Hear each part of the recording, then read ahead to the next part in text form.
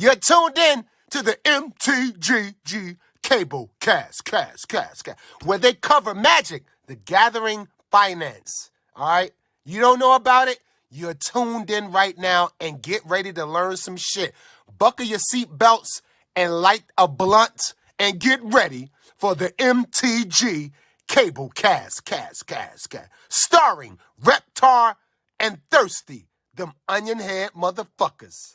Alrighty, guys, welcome to the newest episode of the Cabal Cast. And this week, we're going to be doing a recap. Obviously, we covered the National after that was over. Now we're covering the National of Gaming, and that would be, of course, GenCon. So we've got a two-parter prepared for you on prep, afterwards, feedback, whatever, and then we'll actually have a third episode as part of this. That's going to be how it's changed over the years, how it's kind of evolved as, at one point, not a Magic event, then a Magic event, and now not a Magic event again. So, with that, let's get it started with part 1 of 2, which is the pre-show. Mm-hmm. Right. So, as an LGS, it's a little different than a vendor. So my experience in Gen Con is going to be different. When would an LGS know that you had Gen Con for that year? So we knew basically in January of this year. Okay. So, you apply. If you have it already, you just apply on the last day. Mm-hmm. If you don't, you're told, hey, you can apply in August, but you should really wait till September to apply. And we didn't know until January, but that's because, again, first-time vendor. Mm-hmm. I'm sure your experience at Troll was probably a little bit different. Like, how long, when did you know about it? And did you guys have, a booth layout already, or did you have anything figured out? Yeah, so Troll and a number of other vendors were in the same spot for a really long time, which is we'd been there forever, so it was just an expectation that we would be there. We'd get some sort of light solicit during the show, you're coming back next year, right? And that was more just a formality than anything else. And then we would get our official solicit and the actual question of you are coming, correct? Yeah. I think somewhere between November and January, so a little bit earlier than a first-time vendor. But other than that, probably right around the same time. And the reason we would know earlier is because we're going to get a different booth than an LGS, especially when we're given the opportunity to be in the game hall, outside the game hall, sponsor the game hall, or split between the two.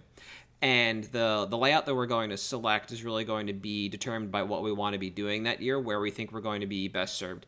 The game hall is great. That can be a bread and butter. There was one year where we were outside, and that presented a little bit of a problem because, if memory serves, it was a very long booth, like you would have expected at a Magic Fest if you were looking at a vendor along a wall.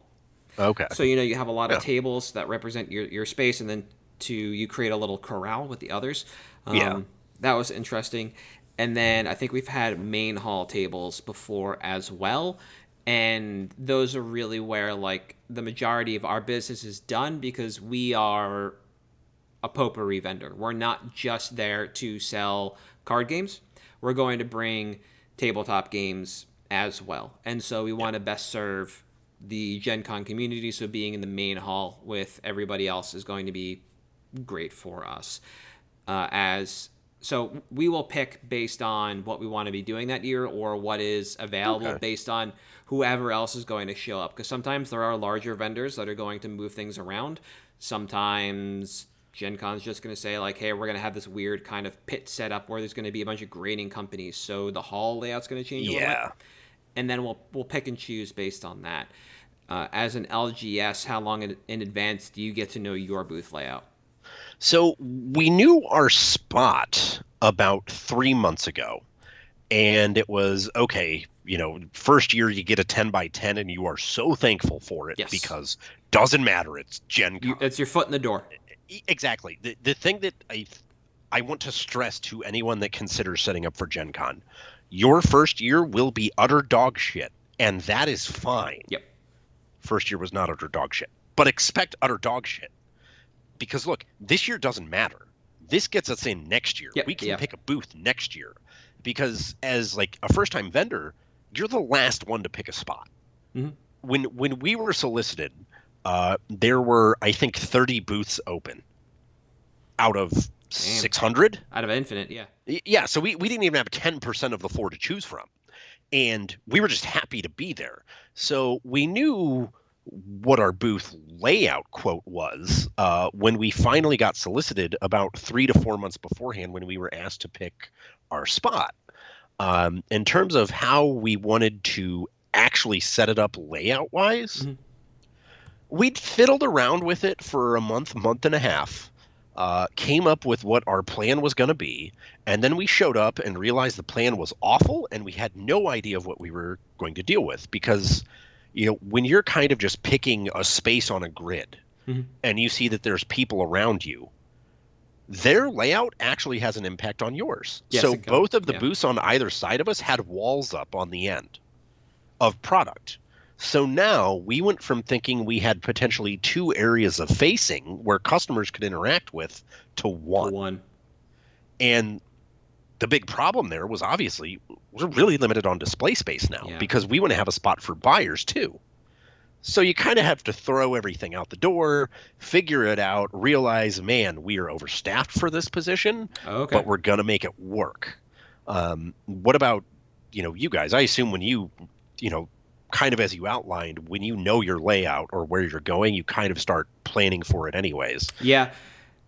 There's that, and there's also the fact that Troll has the ability to basically squirrel stock away. And that's fair, yeah.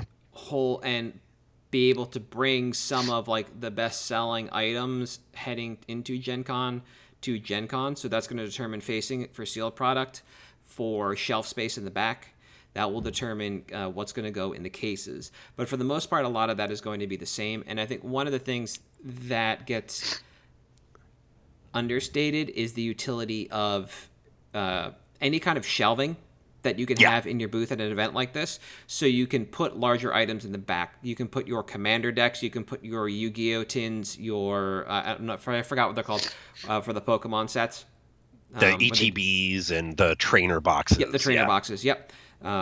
Sealed product, board games up on the shelves, right? And so you can face your booth with just line it with cases and buyers. And that makes it super duper easy for us in that regard. If we want to move sealed product, then we're going to look and try and face it into like the middle of the booth and on the end caps for those interaction points. And when we're able to have those kind of end cap areas, that's when we will actually be able to set the booth up like that. And that's something that our show lead will play with for probably, I'd say the order has got to be locked into the warehouse maybe like a month beforehand. Okay. So we can basically freeze the product and pull it. And so the show lead's going to be playing with that layout from the moment we know what our booth is going to look like up until that last month and work with each individual department. So that's not just vertical, like board games, card games, each department. So that's Magic, Pokemon, Yu-Gi-Oh, board games, etc., and determine what they need to have represented, what their idea of spacing is, and how much space that product is going to take up, and then build that out. Okay. Staffing it is going to come down to sometimes facing, because like you mentioned, when you might have to staff the end caps, and when you have to staff the end caps, when you have product in the end caps, you have to staff the end caps. When you don't get them, then you don't need that staff, so you can place them somewhere else, or shed them entirely, or change your shift layouts. Because GenCon is, or can be, a very long-running event, depending on what room you're in. Yeah. Right, so all of that will also impact us as well. For backstock purposes, for us, though, this is something that actually can lean into facing a little bit.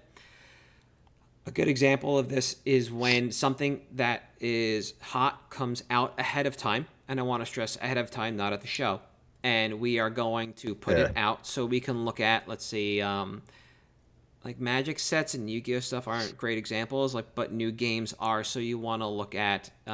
like if Argent Saga was one in 2019 that was huge that came out, you wanted to have that. Yep. Wives Wars is another one. Like, we talk about that a lot. Yeah, if a good license just came out for it, you have to have that at Gen Con. Bing, that's it. And so we talk about this game a lot, and not a lot of people kind of get it because they don't play it. But that license, that new IP, that new hotness, stuff like that. The One Piece, a new set is coming out soon. Yeah. And if Lorcana had come out before GenCon, God. these are all items that we would look to backstock at Yeah. the show, and that will play into how we are going to be facing the booth, because you don't want it all out. You don't want to blow through it immediately. So how much you're going to put out, where are you going to put it, how are you going to draw eyes to it, all that's going to play into it, and our show lead is going to know what we're going to be getting from distro as well, and that's going to play into that. So as a vendor, we get a lot more of that too. It's not kind of, I assume that's different than what's happening at the LGS, where it might just be better for you guys to just try and churn that stuff at the LGS instead of trying to bring in what you can. So one of the really interesting things about this was, I feel like from the LGS perspective, you've got to hustle a lot more at this event to make it worth it. For example, our booth was by the artist area. So you know what we stocked? A bunch of bullshit commons and uncommons in a pick box that the artists were there for. Yep. And when people would say, hey, do you have the Mark Teton counterspell? Hey, man, I got 20. How many you need for $5 each? Yeah. And that was something we did. It's funny you mentioned the new sets coming out. So this year on Friday of Gen Con, Commander Masters released. There was actually a discussion on should we bring it or not, because we're like, man, we can blow through this. But then we realized, well, Star City's there. Mm-hmm. Cool stuff is there. Strike Zone is there. Troll is there. You know who gets that product for way less than we do? Those guys. So they're going to be charging less than us. There's no way they run out while they're here. So it didn't make sense for us to really bring it. Yeah. And something that we did, actually, it's funny you mentioned shelves. This is actually another con thing that I think a lot of companies get wrong when they first set up. You can replace infrastructure like that in a million ways. Mm. If you are tight for space, just buy the shelves there, bring them, leave them, whatever. But the shelves that we had, we originally were planning on, here is row of commander deck, row of commander deck, row of commander deck. Because of how limited on space we were, we said, our backstock, we'll bring a minimal number of copies to the booth. We'll keep extra in the hotel room, which is across the street. And if someone needs to get it, they can just go grab it and bring it back. Mm-hmm. Because we wanted to face as many things as possible. Because again, it's a potpourri event. Yes. It's not really just card games like it was. It's not even just gaming. The amount of booths there that are selling like anime stuff or stuffed animals that just don't have anything to do with other stuff is like double digits, like 30. And you need to plan to have like a broad spectrum of customers because of that. Like our best selling item on the weekend wasn't like any cards or anything. It was literally a Gemtech deck box and some air sleeves from Dragon Shield. But it wasn't Magic, it wasn't Pokemon, it wasn't Lorcana. We kind of just had to throw a bunch of stuff at a wall and see what worked. One of the interesting things about backstocking at an event, you mentioned Lorcana, where something new comes out and is the hotness, there is such an absurd premium. So basically, Lorcana this year, the line started at 6:30 the night before. If you wanted to wait in line to get a box for $150. We were buying boxes from people for $300 and selling them for $20 a pack. Sold them all. Yeah. $480 a box. And the number of people that said, I want to say I opened a pack of Lorcana before it released, and $20 is the sweet spot for that. So that was something we kind of had to plan on leaving space for, because the potential of having that was greater. Like the potential earnings from maybe getting one box was greater than filling it with another product to us. And that's another one of the interesting things about these events is when you do have these big releases, do you plan for those? Some people do, some people don't. We did, just because we thought there was value in saying, hey, we have it, guys. If you don't want to wait in line, you don't want to get trampled, you don't want to spend $150, you just want to go into the vendor hall, shop around, drop a 20 spot on a pack, we've got you covered. And I think that's one of the really interesting things about these events is the flexibility that some people have to have. But for us, the backstock and refacing, again, being so space constrained was like pretty important. Yeah. The other interesting thing is, you go to a Magic Con. Well, I'm going to bring every copy of a fetch land I have. We basically just bought a playset of everything, and we were like, look, we're not going to hit 4,000 Magic customers this weekend like you will at a Magic Con, or 20,000, whatever the case is. There may be, I think this year they said there was, one person said 85,000, one person said 105,000. Whatever the case was, of those unique people, maybe 10,000 were purely there for Magic, to shop for Magic. For Magic, yeah. And that's probably a gross overestimation. Yeah. And that's something you have to plan for as well when you're thinking of your stock for this event as an LGS. Is look, as an LGS, you don't have to cover anything outside of your local market. But if you have like some stale product that's sitting around, I think there's value in bringing that, because it's clearly not moving at home. Yeah, yeah. But it may move here, similar to, you saying Troll could stockpile these high-end items and bring them out for GenCon. I think even as an LGS, you need to plan for that. You need to have some plan for, well, what am I bringing that may be just a better out at GenCon than at home? And that was something that we spent a lot of time, basically as soon as we were confirmed for GenCon. All right, we have all these old Commander decks. We have all these old dual decks. We have these old Pokemon ETBs. We have sealed jungle boosters that are, weight heavy. What kind of this stuff do we want to bring? And I think that's, when you're planning for it, the single most important thing, more important than layout, more important than staff, is your inventory, your backstock, how you're going to face that stuff. And for us, it was basically bring a smattering of everything in as small a quantity as possible. Okay. You don't want to go very high or deep. You want to go very broad. Yeah. Because an LGS just doesn't deal with that wide variety of customers on a regular basis. Got it. Yeah. For us, this is like, and I imagine it's actually not the same for anyone else besides Troll after a point. So for a vendor, we're going to bring what we feel is appropriate for quantities based on and then items that are historically important to Gen Con, new and old, etc. Right? That's just the kind of thing. Our backstock, some of it will be at the booth, depending on what it is. Some of it might be back up in hotel rooms, in safes, what have you, around the area. Yep.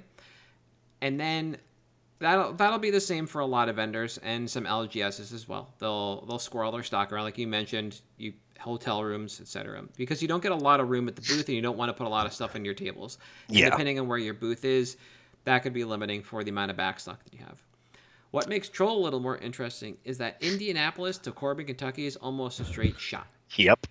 And Troll will run semis from the warehouse to Gen Con 24 hours a day. So nothing gets missed. Everything can get restocked, and people can basically put orders in on the website and have it shipped out to Gen Con. That's amazing. Yep. I thought, when I first heard that, I thought that was insane, but Troll did staff, or does staff one or two semis for Gen Con. Perfect then. Yeah. Because it also allows them to just hoover. Because that's true. Guess what? You don't have bring to it all in, it exactly. all goes out. Yep. Yeah. So one of the things that vendors will do is they'll have their fleet of pickers behind the scenes just going through buys, especially when they're being done in bulk. So things that are going to be flipped in the booth can be flipped in the booth. Anything else can be, for Troll, can be loaded up, put back on the truck, and sent back. And it allows just this constant churn of both like objects and cash through the booth that not a lot of other vendors even get the opportunity to, because of that like quote unquote prime location to Indianapolis. And I think it's just one of the things that they were afforded, but otherwise everything else kind of plays out the same, where it is weighed and measured. You depending on how you're getting there will determine what you can bring. Star City definitely trucked their stuff around when they were doing their series. Channel was flying it out, pallet shipping, face pallet ships, etc. So you can definitely get a lot out and a lot back on the cheap in comparison. So there's opportunity to backstock a lot, but to the point you're making, when you are bringing stuff in from a distance, you have to be very careful about what you're bringing in. It has to be weighed and measured ahead of time, like literally and figuratively, and you've got to make sure you are going to be serving the patrons of the event as best as possible. Now, one of the things that might impact you a little bit more, or people that are set up in the game room, is the like quote official events that are going to be run at GenCon, and if those are given to the vendors ahead of time, and if it was, did it impact the focus of your stock? And I want to be specific here. When I say official, I mean for any game. Yeah. We mentioned up top that there was a point in time where Gen Con was no longer Magic focused, and that's because WotC did pull a lot of the official events out. Yeah. But there are still other events being run there officially. I think this year there was actually a quote official unquote old school event, at least one. Right. So the thing with this, so as a vendor, you basically find out when everyone else does. Got it. When they post the events on the website. And it used to be that vendors got a heads up, and I'm glad that we don't, because, excuse me, obviously people can't keep their mouth shut, so they're going to say something. Case in point, those promotional products from Eldraine that accidentally got shipped out early that Wizards says, please don't spoil these. Well, they got spoiled today. Yeah, they're already spoiled, yeah. But the thing that we really plan for in terms of like staffing is less like when Magic events are. It's kind of what do we expect the vendor hall to look like around these events? Yep. So the big events, obviously this year, Lorcana. Big event every year, the L5R Championship, the 90s game, not the current one, the dead one from the 90s. Catan World Championships, Werewolf World Championships. Those are just kind of events that so many people go for those that you're going to be a little more dead. So if you need to take lunches, you take them around those events. If you want to staff a little bit lighter, you staff lighter around those events. Just because it's not going to be as big of a deal. Yep. Great example I remember of an event was a few years ago. They did the Alpha Draft. Or the Beta Draft. Or the Beta Draft at Gen Con. Yeah. And that was something where when we were planning for it, we were like, well, I mean, there's only going to be 8 people drafting. But I have a feeling a lot of people are going to want to be there to watch because that's such a unique event. And then once the event is over, we can expect a rush of people either buying or selling because you have this exposure to it and people are away. And then, okay, I realize I need to get rid of this stuff now. Got it. Because there's this really cool stuff and I have a little bit of FOMO. Maybe I want to get some product like that, whatever the case may be. And that's kind of the thing that really just impacts it. In terms of stock, it didn't really impact anything like that. Now, we did bring a little bit more One Piece because there was a large One Piece event there. But that's about the only way it really did was, hey, there's going to be a big One Piece event on this specific day. Yep. We want to bring One Piece every day prior to that and that day and then leave it in the hotel afterwards. Okay. Like if there was a Modern Championship there, but it was on Friday. Yeah. I don't give a shit about my Modern cards on Saturday or Sunday. People don't need them anymore. They played the event on Friday. Yep. So that kind of informed it. I don't know if that was any different for Troll or if it was just, look, we just bring it all. Who cares? A little more bring it all. Who cares? But there's definitely going to be a point in time where if Gen Con ever goes back to having that like Cobblade era kind of event series where they were just firing Winnaboxes the moment each one of them filled, that we would probably cater to those formats because that was just like anybody who wants to go out and play in that format needs like the same suite of 75 cards. It's the same carbon copy deck, right?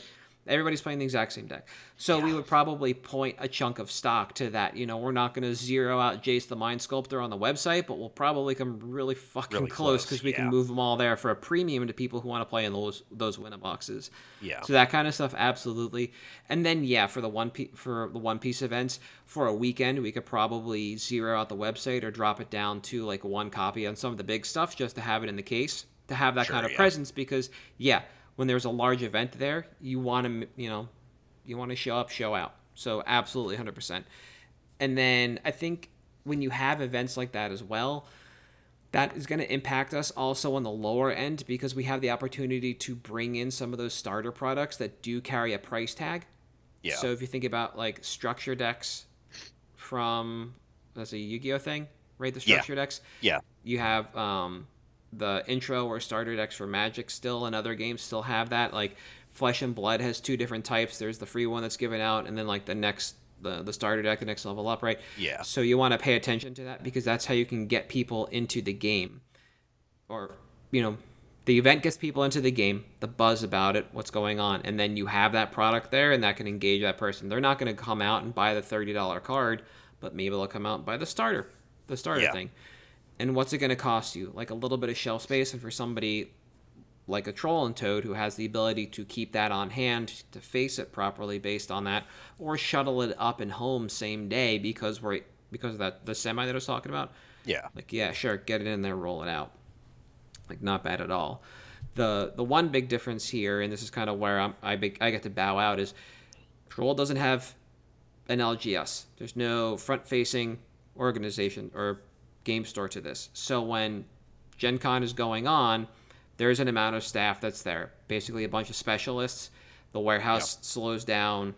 Everything doesn't come to a grinding halt, but things are slowed as we need to move people over to do the additional jobs at Gen Con. But at the LGS, there are only so many employees. Yeah. So when you are pulling staff away from the LGS, what does it look like there? Are you guys still actually like doors open for the standard amount of time, or do you shrink down a little bit? So doors were open for the standard amount of time, and part of that is, we have staff, so it doesn't matter. We have enough people. Okay. But one of the stores I used to work with or work for, when we would do it, we would basically bring, 5 people to Gen Con. Only 2 of whom were employed at the store. Yeah, the other 3 were... The other 3 were solicited, or an owner who didn't pull hours at the store or something like that, where it was basically, we know this event is worth it for the store, but we don't want to gut the store. Yep. Who do we trust that we know can do this job, that we know is good with people? And a lot of times it was just former employees that moved on that still love Gen Con. Mm-hmm. Gen Con is one of those events that, similar to a Comic-Con almost, some people will literally just work for the badge and travel. Yeah. You cover that, I'll figure anything else out. So the store was still open, and on the stores that are short on staff, usually they'll just find someone that can work the event and leave the people they trust in the store to run the store. And that's usually the way it does. The other thing is that, being in St. Louis, we're close enough to Gen Con that even if we were to lose staff, it wouldn't matter because we lose more customers than we do staff. Yeah. Because everyone goes. So, your Friday Night Magic Legacy that usually gets 20 probably got 6 because everyone was at Gen Con. It's just how it works. Yeah. And that actually makes it a little bit easier for us. Now, if it was a store in, say, like Nebraska, might be a little bit different. But so far, what I've seen from all the stores I've stored, we still staff fine. All right. We still stay open. We still do everything like normal. Gen Con is usually pretty good about not happening on like a big like pre-release weekend or something for Magic or Yu-Gi-Oh. Yeah. They'll do premiere events like they did for Lorcana, but Lorcana did not release that day. Mm-hmm. Obviously, Commander Masters did. I don't really consider that a product that needs a pre-release or anything, though. That's just a lottery ticket. Whatever it is, yeah. Yeah, exactly. So that was fairly easy. Okay. And a little bit of logistics here. So Gen Con goes Thursday through Sunday. Yep. Right? When did you guys actually get into the convention center for setup? So this is something that's changed. Prior to this year, Pez ran the event. Oh, okay. They don't anymore. Now a new company is taking it over called Fern. So once upon a time, there was actually an early access that you could get for Wednesday, where you could get a Wednesday access badge. They called it Trade Day. Sure. Because you're in the trade rather than, like a press pass or something like that. But, and you would set up on Tuesday or Wednesday. Yep. This year, you're given a 12-hour window, 8 a.m. to 8 p.m. on Wednesday. That's your setup window. The next morning, you have from 8 until 9 a.m., 8 a.m. to 9 a.m. to finish. Yep.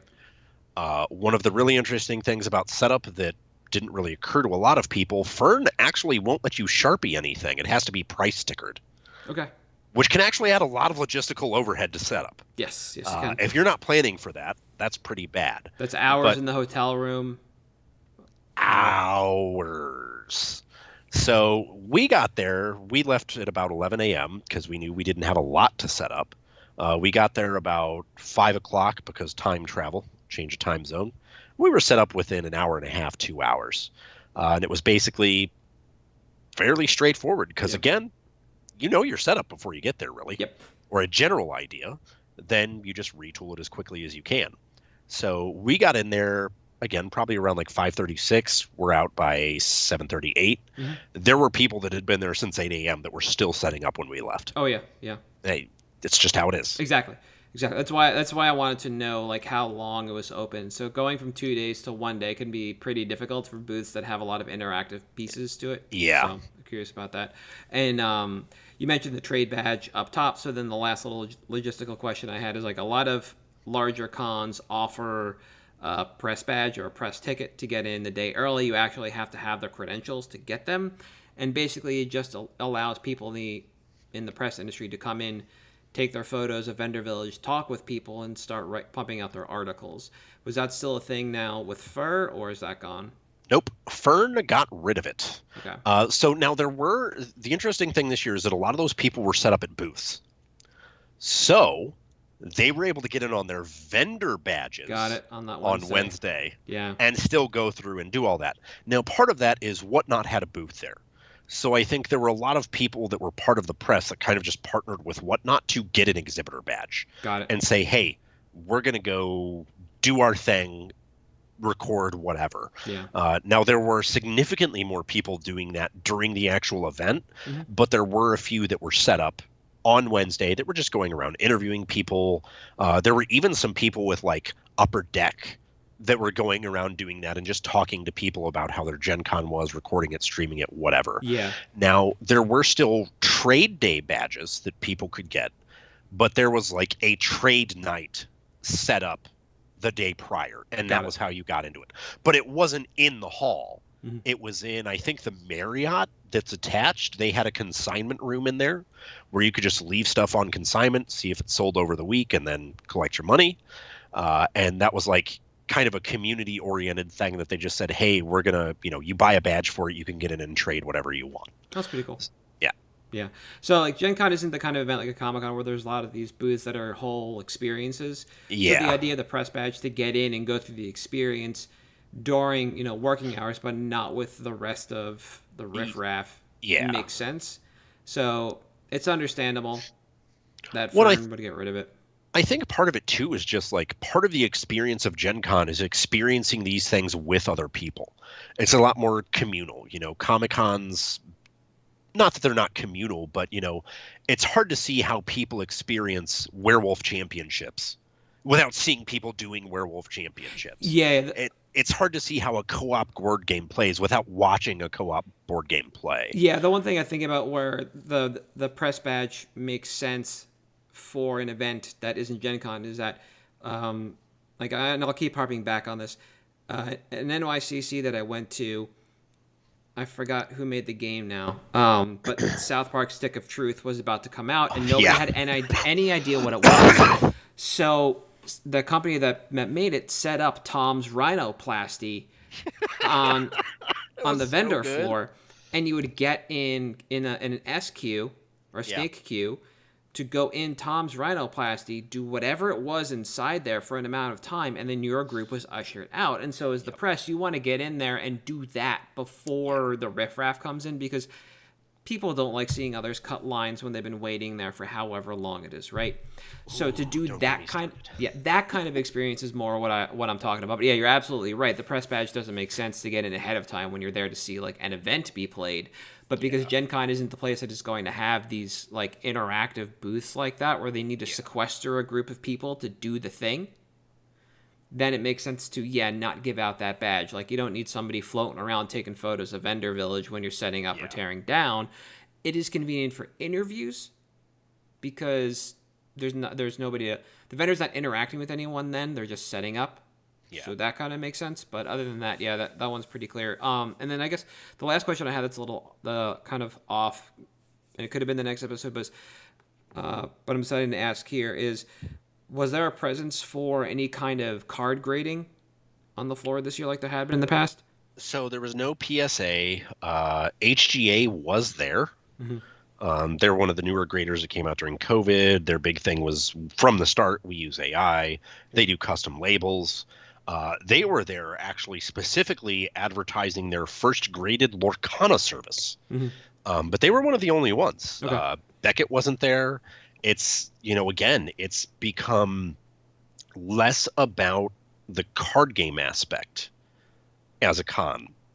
And I think that's kind of moved it away from those companies being necessary there. Yep. Yeah, it was just kind of interesting when they showed up and showed out. It was like the year TCG Player was there to buy cards, and then one year when eBay was there, and it's like, what are you doing? Yeah, and eBay was there just to advertise the vault. Yep. And they had giveaway promos that were for some new game. It makes sense now, but when they were there before, there was no vault. There's nothing it just didn't make sense why eBay was there. It's like everybody that's here has probably used you to buy some aspect for some game that came out 30 years ago that still has dust on it. We know who you are. There's no need for you. Yeah, exactly. Okay, so anything else in regards to the pre-show that you can think of that we might not have covered from the LGS standpoint? No, I don't think so. Okay.